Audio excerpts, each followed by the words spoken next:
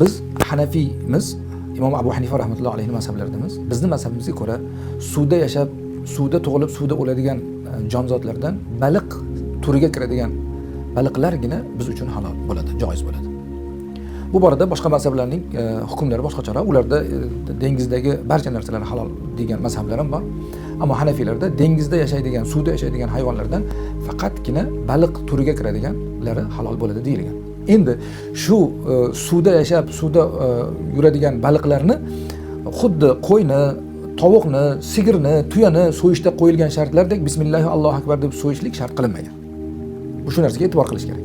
Demak, baliqni tutib oldik, bitta yerga qo'yib qo'ysak, o'zi o'lib qoldi tutganimizdan keyin uni bemalol so'yib iste'mol qilishlikka shariatimiz ruxsat beraveradi. Bunga dalil Abdulloh ibn Umar radhiyallohu anhudan rivoyat qilingan mashhur hadis bor. Buni Imom Hokim va Ibn Majahlar o'zlarini sunnanlarida keltirganlar. O'sha hadisda payg'ambar alayhisolatu vassalom mashhur hadislari bor.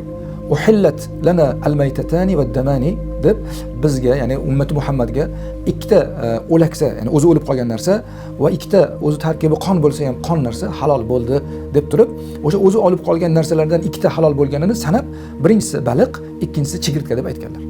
Demak, chigirtka turiga kiradigan hamda baliqni o'zi o'lib qolsa ham, ya'ni ushlab keldik, bir joyga qo'yib qo'ydik, o'lib qoldi. Ana o'shani so'ymadik. Bismillah Allohu akbar deyilmadi. Hatto shart ham emas, bismillah Allohu akbar deb so'yish, o'shani bemalol iste'mol qilishga ruxsat beradi. Ikkita qon deganda, ikkita qon bu hayvonning ichidagi qora talog'i bilan jigari. Chunki qora taloq va jigar asosan qondan tashkil topgan. Shu e'tibordan qo'y so'yganda, sigir so'yganda, hayvon so'yganda uning qora talog'i va jigarini iste'mol qilishlik ruxsat bo'ladi. Agarchi qon bo'lsa ham tarkibi. Shuning uchun demak, hozir savolda so'ralganidek, tonnalab baliq tutilganda, u tutilgan baliqlarning birortasini bismillah Allohu akbar deb so'yish shart emas. Ularning hammasini tutib olib kelib bir joyga qo'yadi, o'zi o'lib qoladi, keyin bir chekkadan iste'mol qilib, pishirib iste'mol qilishlikda hech qanaqa moneyligi bo'lmaydi. Shuningdek, chigirtka ham xuddi shu. Chigirtka ba'zi bir o'lkalarda hozir ham iste'mol qilinadi. Afrika o'lkalarida, ba'zi issiq o'lkalarda chigirtkadan iste'mol qilishlik bor.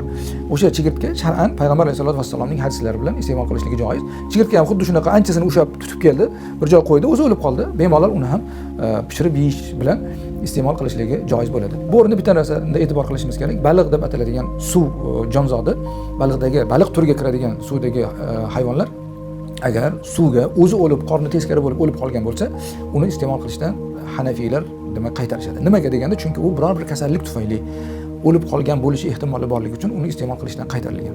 Shundan demak bemalol qolganlarini iste'mol qilishlik joiz bo'ladi. Shariatimiz buni halol qilgan. Vallohu a'lam bis-savob.